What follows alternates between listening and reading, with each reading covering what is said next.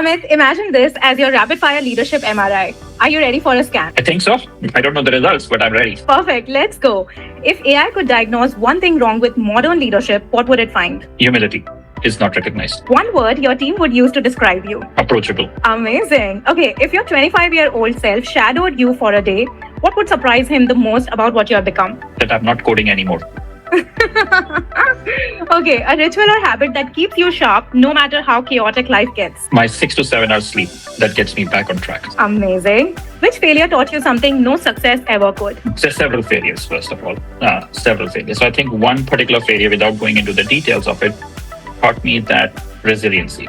Over a period of time, things will change. Be resilient, don't give up. So that particular failure taught me that. I love it. And I think I know the answer to this question. One thing about India you miss every single day in the States. Food and culture. Those are the two things like they go hand in hand together. A true Punjabi at heart. Okay, what's your cheat code for staying curious after over 2 decades in the game? I think I always say there are not many things, but 2 things that I always feel, and I say, be humble and be hungry.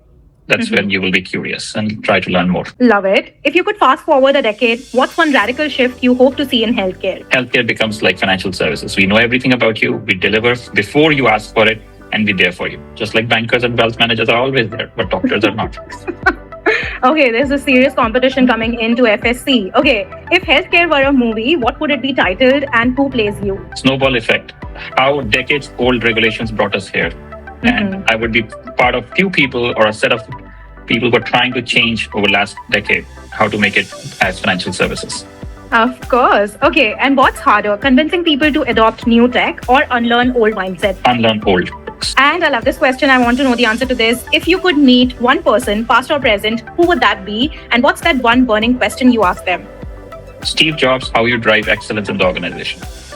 Amazing. Thank you so much. Thank you, Neha.